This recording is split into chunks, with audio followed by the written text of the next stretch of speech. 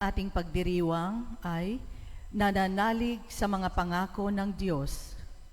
Ngayon ngang ikatlong araw ng ating nobena, inaanyayahan tayong magnilay sa isa pang patunay sa katapatan ng Diyos sa kanyang pangakong magpapadala ng isang tagapagligtas na buhat sa angkan ni na Abraham at David.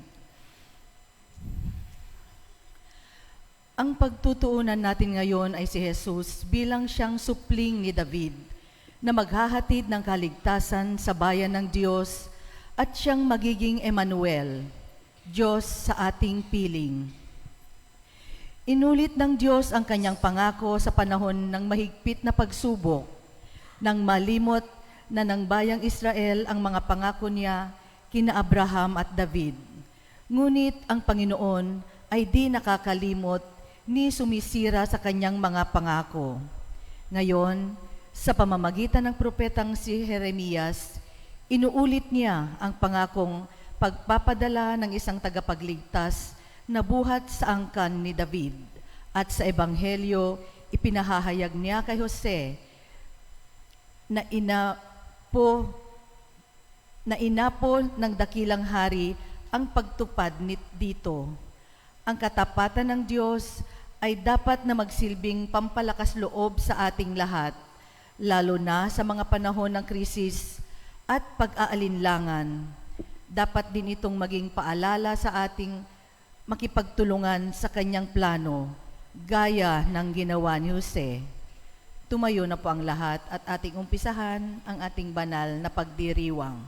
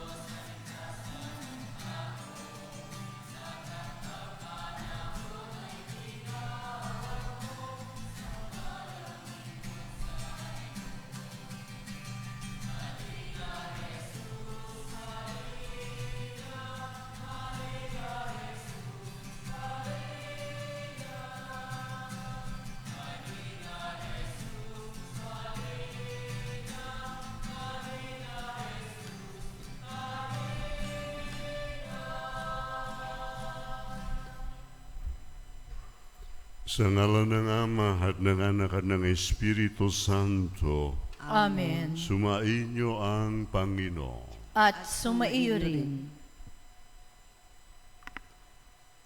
Sinasamba ka namin, O Kristo, at pinagpapala ka namin. sapagkat sa pamamagitan ng iyong banal na kapanganakan, ikaw ay nanirahan sa amin. O Diyos, aming mapagbiyayang Ama, totoo na hindi namin lubos na maarok ang iyong malalim na karunungan. Lalo na ngayon, habang sinisikap naming matanto at pahalagahan ang iyong mga regalo kina Maria at Elizabeth. Tinatanggap ka namin ang aming mga limitasyon at pinagkakatiwala namin ang aming sarili sa iyo upang matanggap din namin ang iyong biyaya at upang maibahagi ang kagalakan at pagmamahal sa isa't isa tulad ng ginawa ni na Maria at Elizabeth. Amen.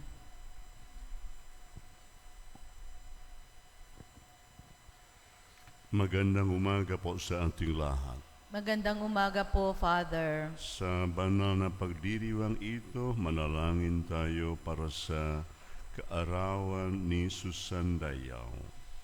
Sa special intention ni Ruby Almazan and family, Felix Berto family, sa mga kaluluwa ni Victorino Vianson, Agnes Gutierrez, Magdalena de la Vega, Concesa Catalina Bungulan, Dolores Barbado, Marilo Carbunco, at lahat mga kaluluwa sa purgatorio. Ngayon, aminin natin ang ating mga kasalanan upang tayo'y maging marapat gumanap sa banal na pagdiriwang.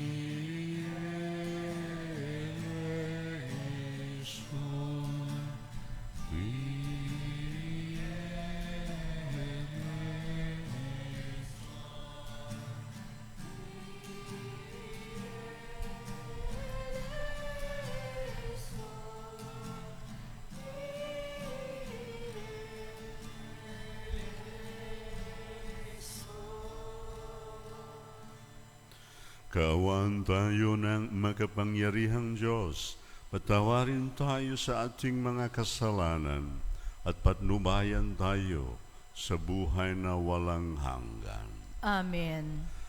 Gloria in excelsis Deo.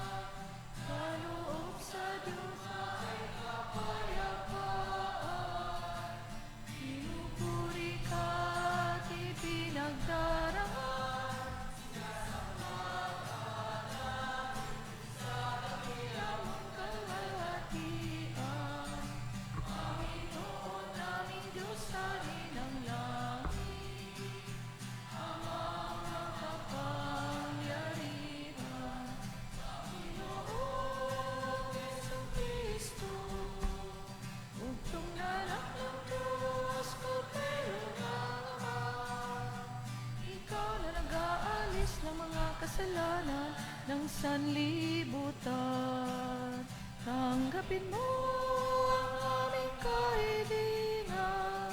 Ikaw na nalulugtog sa kanan ng Ama, maawa ka sa amin. Ikaw lamang ang banal, Panginoon.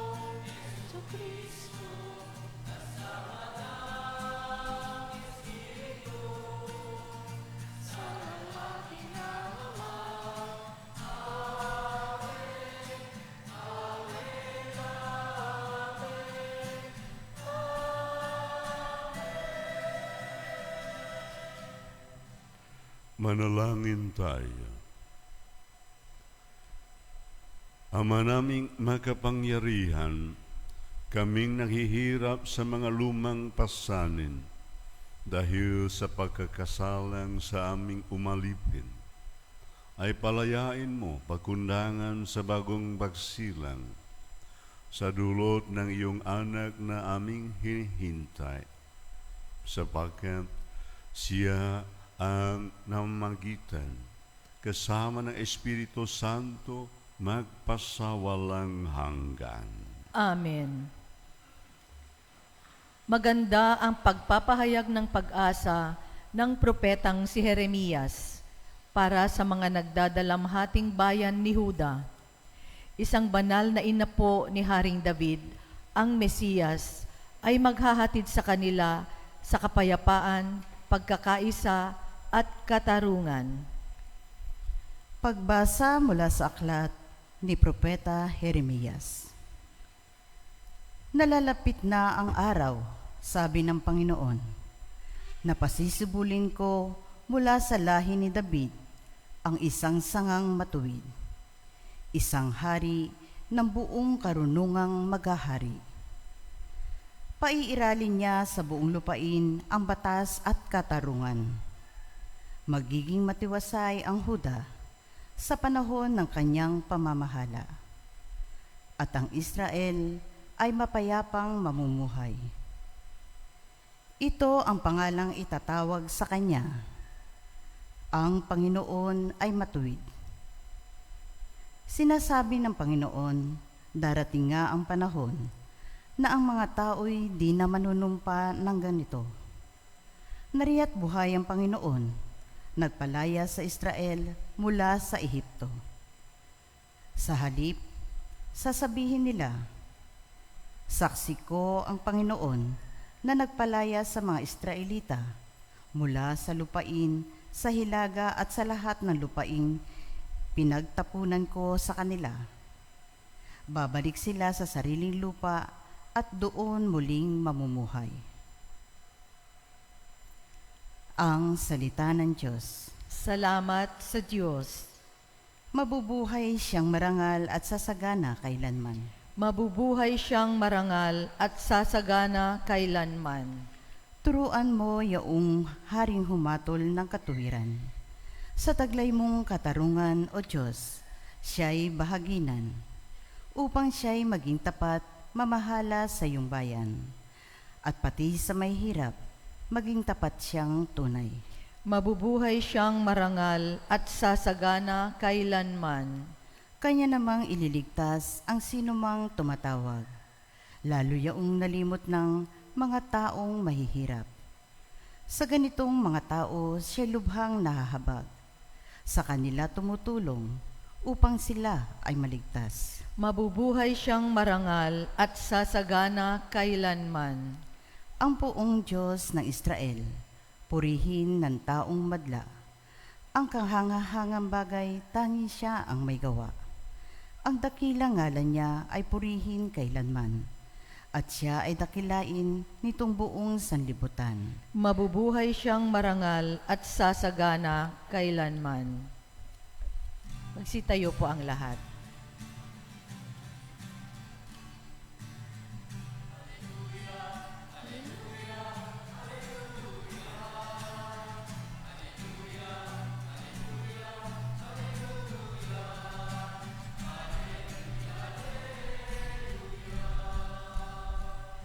Namumuno ng Israel, nagbigay utos sa amin, halina at kami sagipin.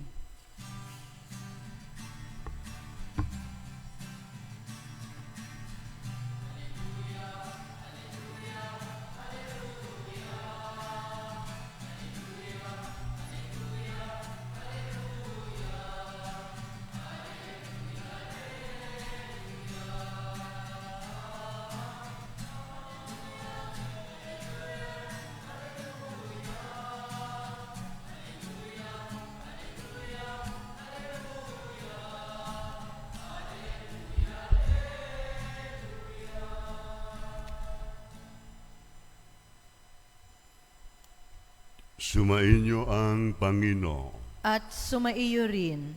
Ang mabuting balita ng Panginoon ayon kay San Mateo. Papuri sa iyo, Panginoon.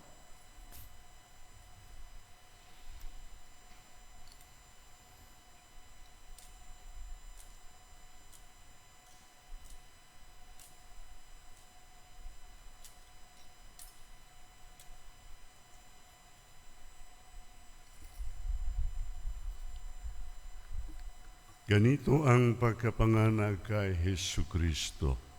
Si Maria na kanyang ina at si Jose na nakatagda ng pakasal. Ngunit bago sila nakasal, si Maria natagpuan nagdadalang tao. Ito'y sa pamamagitan ng Espiritu Santo. Isang taong matuwid itong si Jose na kanyang magiging asawa. Ngunit ayaw niyang mapahiya si Maria, kaya ipinasiya niyang hiwalayan ito ng lihim. Samantalang iniisip ni Jose ito, napakita sa kanya sa panaginip ang isang anghel ng Panginoon. Sabi nito sa kanya, Jose, anak ni David, huwag kang matakot na tuluyang pakasalan si Maria, sapagkat siya ay naglihi sa pamamagitan ng Espiritu Santo. Nanganganak siya ng isang lalaki at ito'y pangangalan si Jesus, sapagkat siya ang magliligtas sa kanyang bayan sa kanilang mga kasalanan.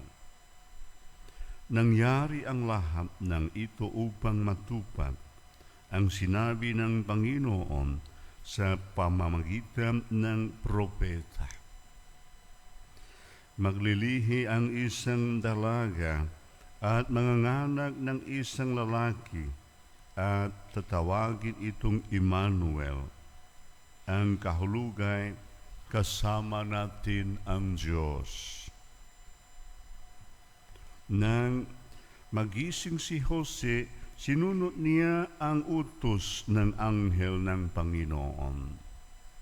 Pinakasalan niya si Maria, ngunit hindi ginalaw ni Jose si Maria hanggang sa maipanganak nito ang isang sanggol na lalaki na pinangalanan niyang Jesus. Ang mabuting balita ng Panginoon. Pinupuri ka namin, Panginoong Hesu Kristo.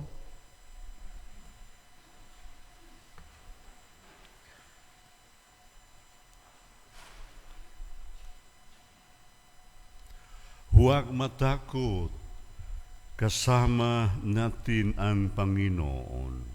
Don't be afraid because God is with us. Mga kapatid, si Jose ay isang matahimik ng tao. Written kanina sa Ebanghelyo, matuwid ng tao, man of wisdom, who always listen to the voice of God, tagapakinig sa tinig sa Panginoon. One day, his fiancée Maria is pregnant. To avoid scandal, Joseph planned to divorce her quietly. Because if not, of course, Mary and her family would be ashamed. But there is also possibility that Mary will be stoned because of the law at the time.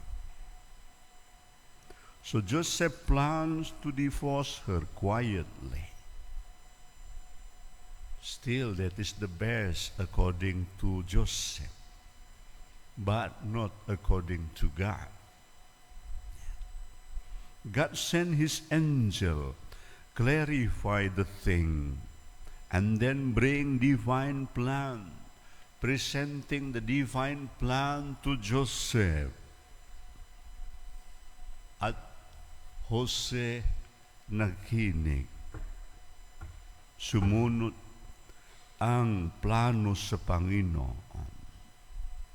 Joseph take the risk no matter what would happen, at naglingkod siya kay Maria at Jesus.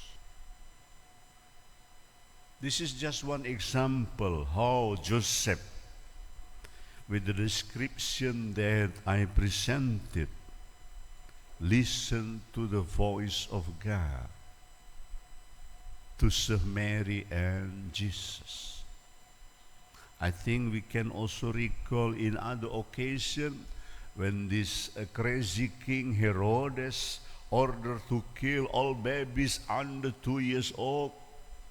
Joseph again, through his dream, listening to the voice of God, so he would bring Mary and Jesus to Egypt to take refuge for the safety of them, and then come back after the situation is better. That is Joseph, in his being quiet, but he listened to the voice of God, my brothers and sisters. How important for us also to listen, to follow the voice of God. God also has entrusted us with mission, different kinds of mission in our life, from the small thing until the big one, to take care of our families, your families, to take care of the community, the church, the society, the institution that we have in our life.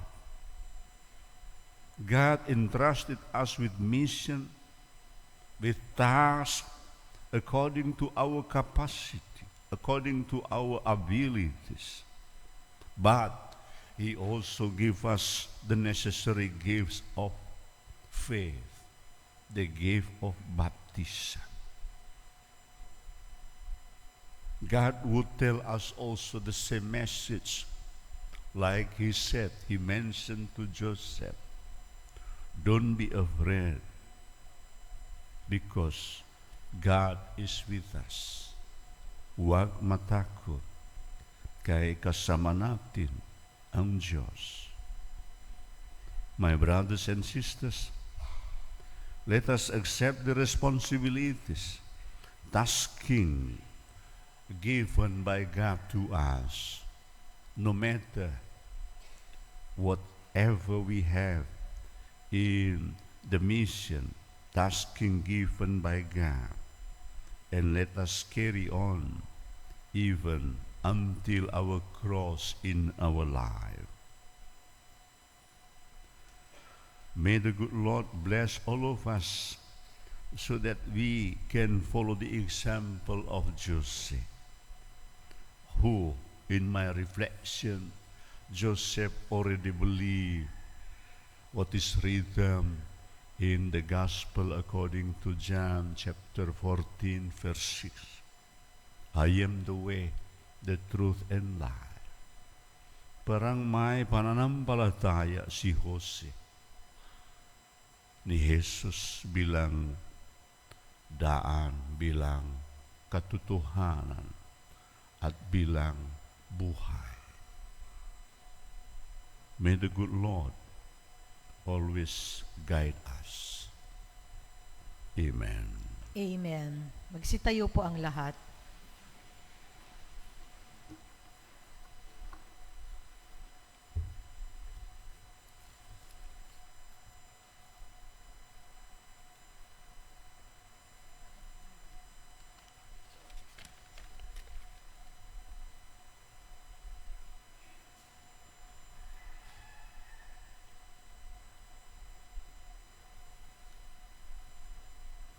Pinangalagaan tayo tuwina ng Diyos at lahat ng ginagawa niya ay para sa ating kapakanan.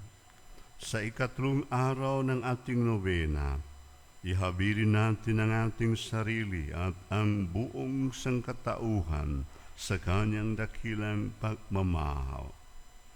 Panginoon, dinggin mo kami. Panginoon, dinggin mo kami.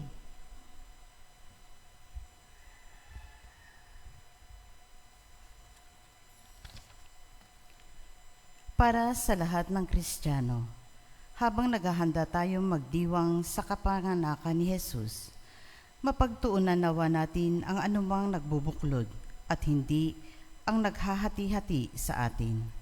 Manalangin tayo. Panginoon, dinggin mo kami. Para sa Santo Papa, ating Obispo at mga pari, naway maging inspirasyon sila sa kanilang mga kawan, sa kanilang sipag at pagtsatsaga. Manalangin tayo. Panginoon, dinggin mo kami. Para sa lahat ng bansa at mga kasamahang pangdaigdigan, naway patnubayan ang kanilang mga plano at gawain ng diwa ng kapatiran, pagkakaisa at pagkawanggawa. Manalangin tayo. Panginoon, dinggin mo kami. Para sa lahat ng ating mga ama, naway pangatawan nila ang kanilang pananagutan bilang magiliw na kasama ng kani-kanilang kabiyak at kasangkapan ng kalinga ng Diyos sa kanilang mga anak bilang pagtulad sa halimbawa ni Jose. Manalangin tayo. Panginoon, dinggin mo kami. Para sa ating lahat na nagtitipon dito upang ihanda ang ating mga puso para sa pagdating ni Jesus, naway maging bukal ng inspirasyon at pagkakaisa para sa lahat, ang magandang halimbawa ng ating buhay mag-anak. Manalangin tayo. Panginoon, dinggin mo kami.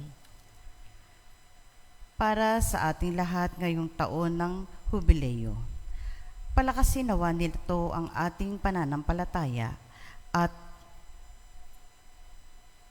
matulungan tayong makilala ang Panginoong muling nabuhay sa ating pang-araw-araw na buhay. Manalangin tayo sa Panginoon. Panginoon, dinggin mo kami. Para sa mga kasapi ng lector and commentator at bukluran ng St. Dominic Paul, sa paghahanda ng pagdiriwang ng kapanganakan ni Jesus, naway mapuno ang ating pagtitipon ng pasasalamat, pagkabukas palat at diwa ng pagkakaisa. Manalangin tayo. Panginoon, dinggin mo kami.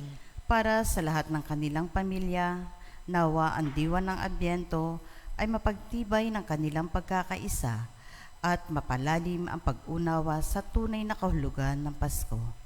Manalangin tayo. Panginoon, dinggin mo kami. Tahimik po nating ipanalangin ang ating mga pansariling kahilingan at ang lahat ng mga kahilingan para sa banal na misang ito.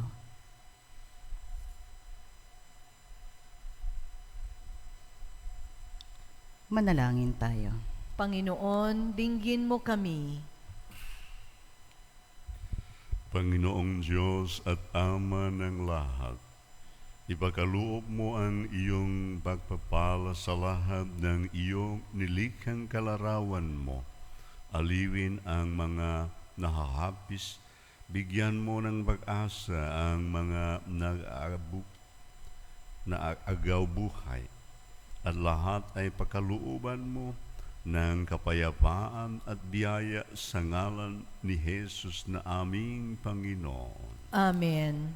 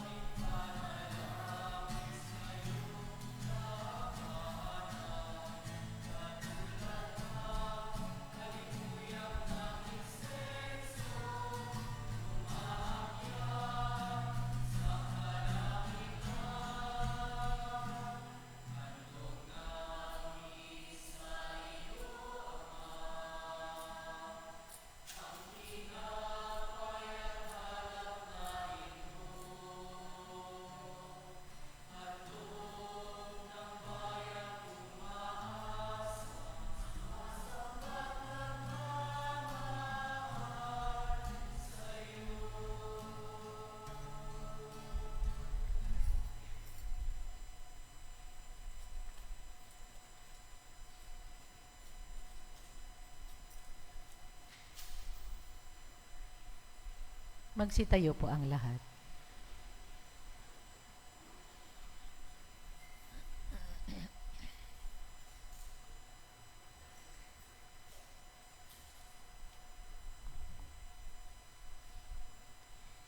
Manalangin tayo mga kapatid upang ang pagkain natin ay kalugdan ng Diyos amang makapangyarihan.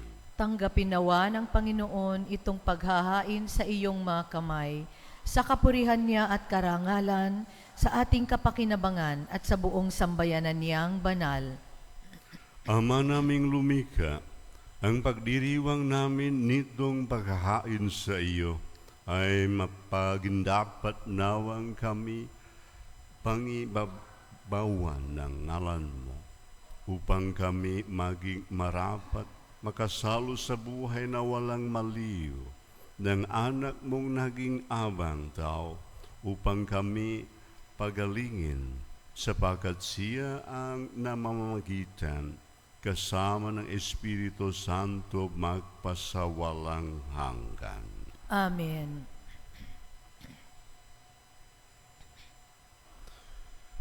Sumainyo ang Panginoon.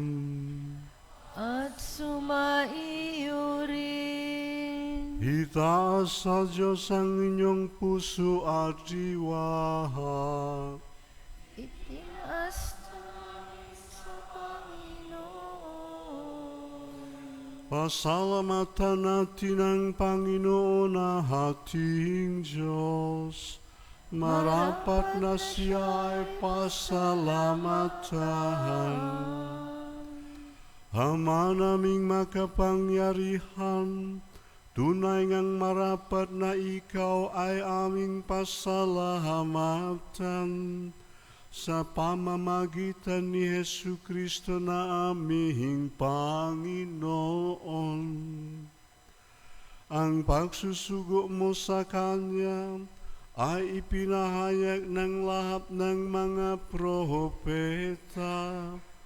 Ang pagsilang niya ay pinananabikan ng mahal na Birheng Kanyang inang tunay sa kapangyarihan ng Espiritong Banal. Ang pagdating niya ay inilahat ni San Juan Bautista sa kanyang pagbibihayag. Ngayong pinakahandaan namin ang maligayang araw ng kanyang pagsilang. Kami nananabik at nananalangin, lubos na makaharap sa kanyang kahadakilaan. Kaya kaisa ng mga anghel na nagsisiyawit ng papuri sa iyo, nang walang humpay sa kalangitan, kami nagbubunyi sa iyong kadakilaan.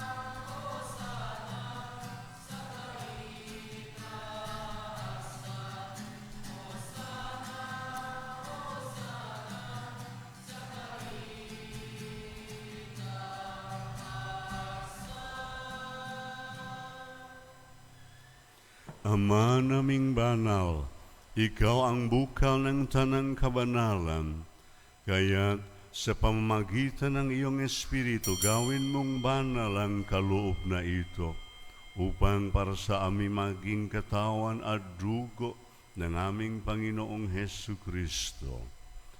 Bago niya pinagtiis ang kusang loob na maging handog, inawagan niya ang tinapay, pinasalamatan kaniya, pinaghati-hati niya iyon, iniabot sa kanyang mga alagad at sinabi, "Tanggapin ninyong lahat ito at kanin. Ito ang aking katawan na ihahandog para sa inyo."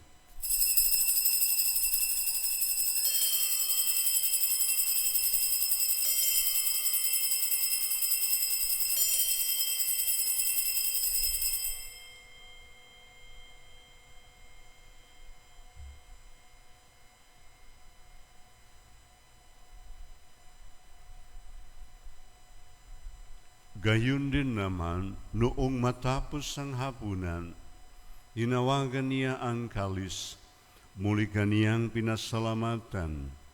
Iniabot niya ang kalis sa kanyang mga alagad at sinabi, "Tanggapin ninyong lahat ito at inumin. Ito ang kalis ng aking dugo, o ng bago at walang hanggang tipan. Ang aking dugo na ibubuhos para sa inyo at para sa lahat, sa ikapagpapatawad ng mga kasalanan. Gawin ninyo ito sa pag-alala sa akin."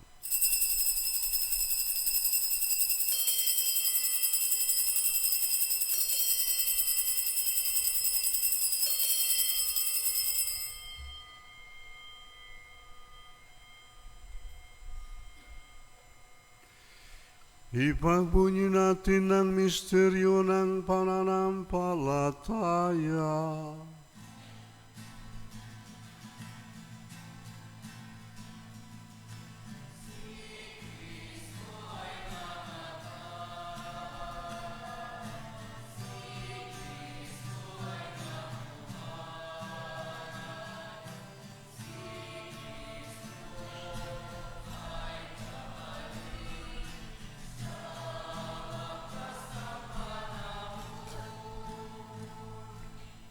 Ama, ginagawa namin ngayon ang pag-alala sa pagkamatay at muling pagkabuhay ng iyong anak.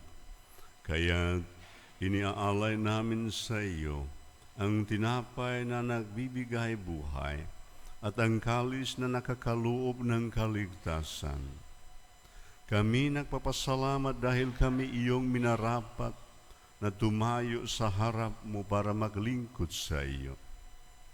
Isinasamo namin kaming magsasalo-salo sa katawan at dugo ni Kristo ay mabuklod sa pagkakaisa sa pamamagitan ng Espiritu Santo. Ama, lingapin mo ang iyong simbahan, laganap sa buong daigdig.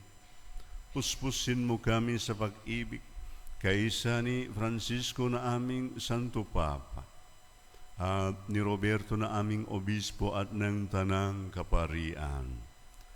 Alalahanin mo rin ang mga kapatid naming nahimlay, nang may pag-asang sila'y muling mabubuhay. Gayon din ang lahat ng mga pumanaw. Kaawaan mo sila at patuloyin sa iyong kaliwanagan. Kaawaan mo at pagindapatin kaming lahat na makasalo sa iyong buhay na walang wakas.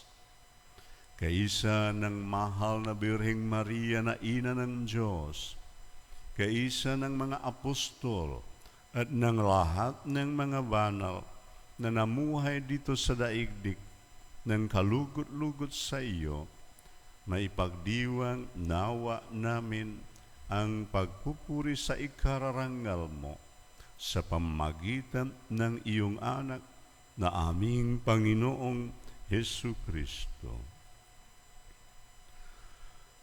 Sa pamamagitan ni Kristo kasama niya at sa Kanya, ang lahat ng parangal at papuri ay sa iyo, Diyos amang makapangyarihan, kasama ng Espiritu Santo, magpasawalang hanggan.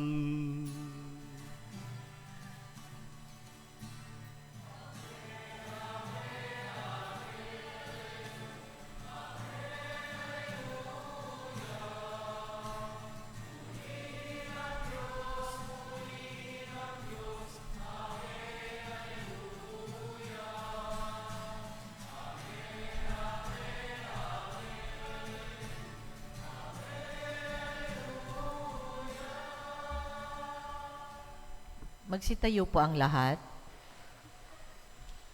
Sa tagubilin ng mga nakagagaling na utos at turo ni Jesus na Panginoon natin at Diyos, ipahayag natin ng lakas loob.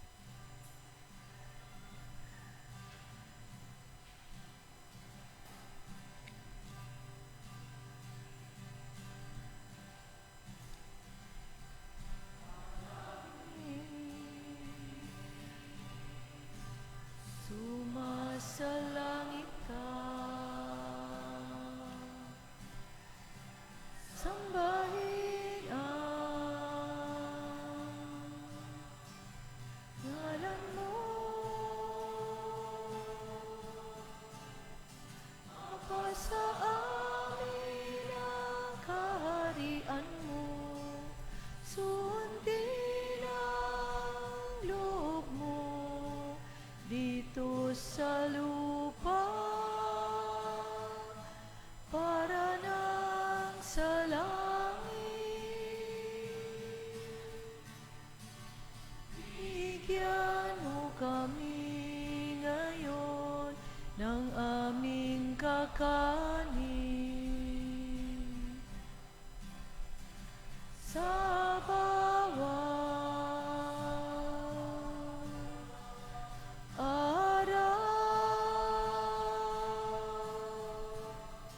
at patawarin mo ang aming sala, tulad ng aming pagpapatawad sa nagkakasala sa amin.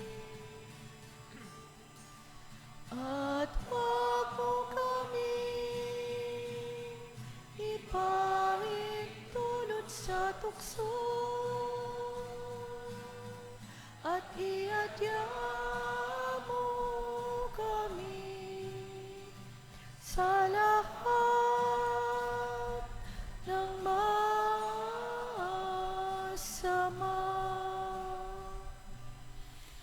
Hinihiling namin kami iadya sa lahat ng masama, makalooban ng kapayapaan araw-araw, iligtas sa kasalanan at ilayo sa lahat ng kapahamakan, samantalang aming pinananabikan ang dakilang araw ng pagpapahayag ng tagapagligtas naming si Hesu Kristo. Pagkat iyo ang kaharian at ang kapangyarihan at ang kapurihan magpakailanman. Panginoong Hesu Kristo, sinabi mo sa iyong mga apostol, kapayapaan ang iniiwan ko sa inyo, ang aking kapayapaan ang ibinibigay ko sa inyo. Tunghayan mo ang aming pananampalataya at huwag ang aming pagkakasala. Pagkalooban mo kami ng kapayapaan at pagkakaisa ayon sa iyong kalooban, kasama ng Espiritu Santo, magpasawalang hanggan. Amen. Ang kapayapaan ng Panginoon ay laging sumainyo. At sumaiyo rin. At magbigayan tayo ng kapayapaan sa isa't isa.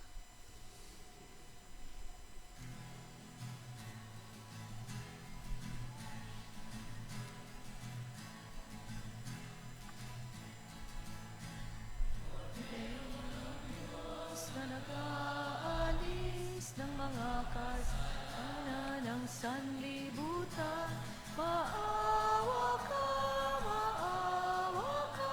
sa amin. Kordero ng Diyos na nag-aalis ng mga kasalanan ng sanlibutan, maawa ka sa amin. Kordero ng Diyos na nag-aalis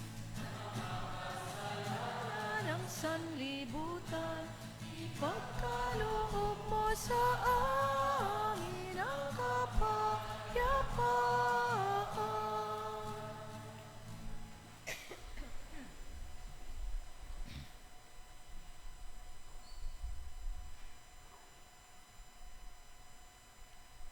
Ito ang kordero ng Diyos, ito ang nag-aalis ng kasalanan ng sanlibutan. Mapalad ang mga inaanyayahan sa kanyang piging. Panginoon, hindi ako karapat-dapat na magpatuloy sa iyo, ngunit sa isang salita mo lamang ay gagaling na ako.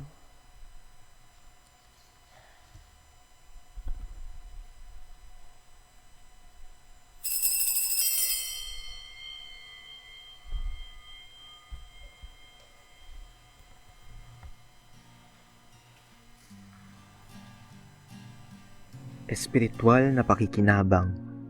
O Jesus ko, naniniwala ako na ikaw ay tunay na naririyan sa banal na sakramento.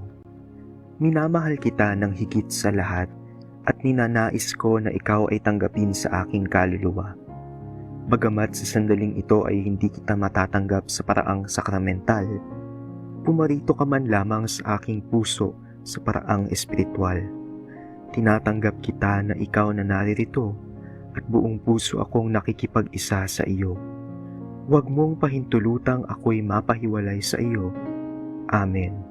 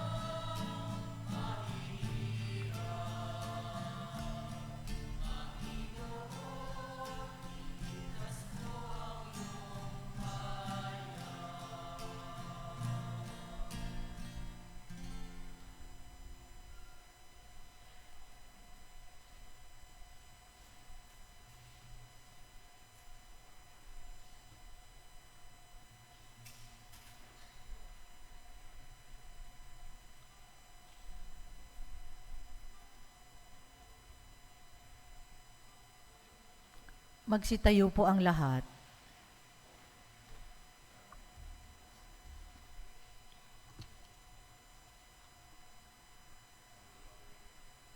Manalangin tayo. Ama naming mapagmahal, pinapakinabang mo kami sa dakilang pag-ibig mo na aming ipinagdiwang sa banal mong tahanang ito. Mapahandaan nawa namin sa paraang marangal ang darating na dakilang kapistahan ng aming katubusan sa pamamagitan ni Hesu Kristo kasama ng Espiritu Santo magpasawalang hanggan. Amen. Please be seated for some announcements. Una, para po sa schedule ng ating mga misa ngayong Disyembre, nagsimula na noong December 15, Linggo, ang simbang gabi na siyang pinangunahan ng pagdarasal ng Banal na Rosaryo sa 7:30 p.m. at susundan ng 8 p.m. Mass. Ang Misa de Gallo naman ay nagsimula na noong Lunes, December 16 sa 4:30 a.m. Wala pong misa sa alas 6 ng umaga mula December 16 hanggang sa araw ng Pasko. Ikalawa, ang atin pong parokya ay mayroong muling 2024 Bundle of Joy Project ngayong Pasko. Ito po ay para sa mga kapamilya natin sa ating mga mission areas na higit na nangangailangan. Ang Bundle of Joy, Noche Buena Package na pwede ninyong ipamasko ay mga groceries na naka-flash sa screen o pwede pong cash na 1,000 pesos o higit pa. Iaalay po natin ito sa misa o iiwan lang po sa parish office. Deadline po nito ay sa December 23, Lunes. Mayroon din po tayong Christmas Gift Giving Tree Project. Ito po ay ang Christmas balls na pwede natin isabit sa ating Christmas tree sa may harap ng simbahan. Merong pong kaakibat na halaga ang bawat Christmas ball. Ang malilikom ay para sa feeding program. Ikatlo, bilang paggunita sa darating na Kapaskuhan, ang ating catechetical ministry at parish youth ministry ay muling ilulunsad ang Gift for an Angel Project. Ang layunin nito ay bigyan ng munting regalo ang mga bata. Narito ang mga requirements. Ang pagpapalista sa mga nais sumali sa bawat simbang gabi at Misa de Gallo ay may attendance sheet. Edad 3 to 11 years old. Sa mga iba pang katanungan ay mangyari lamang magtanong sa kanilang table sa labas ng simbahan. Ikaapat, ang Social Communications Ministry or SOCOM ay naghahanap ng mga may kaalaman sa paggamit ng MS PowerPoint, OBS, live streaming at pagkuha ng litrato at videos.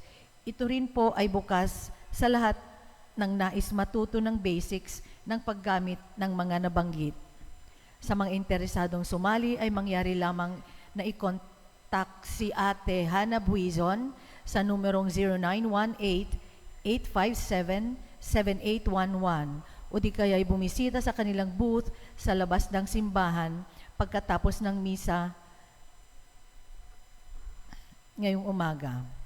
At panghuli, sa ikalawang araw ng edad ko, alay ko, ay nakalikom tayo ng halagang 48,533.25 centavos. Nangunguna ngayon ang buwan ng Nobyembre, pangalawa ang buwan ng Agosto at pangatlo ang buwan ng Disyembre. Ang malilikom ng proyektong ito ay para sa feeding program ng parokya at pandagdag pondo ng ating parish fund. At ngayon po, inaanyayahan na po lahat na ialay ang ating edad ko, alay ko envelopes sa altar.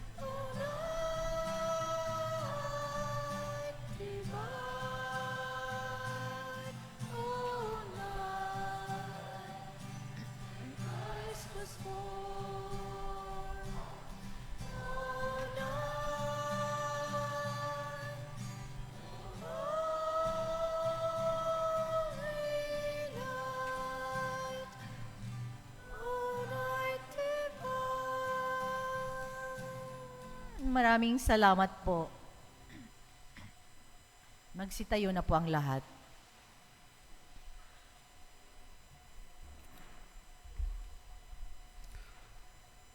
Ang galing sa grupo sa bulan sa Nobyembre.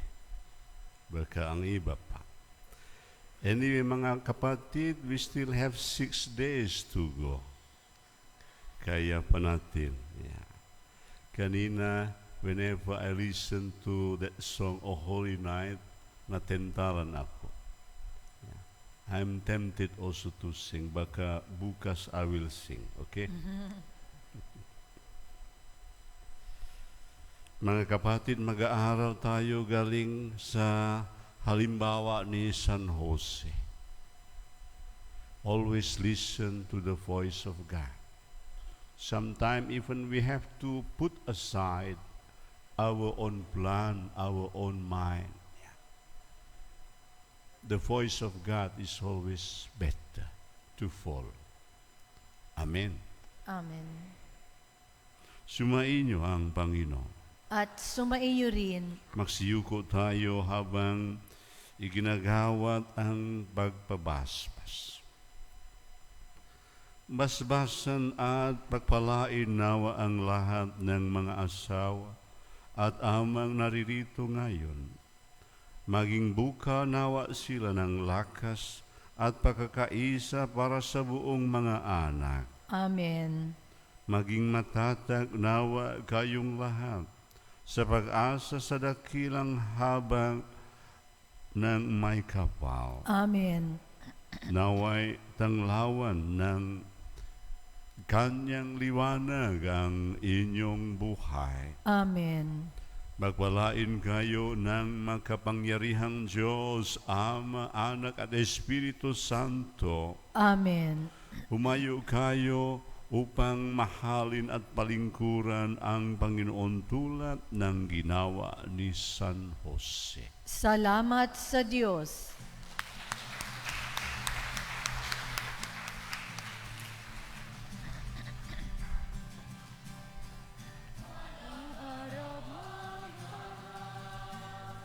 Matatanaw na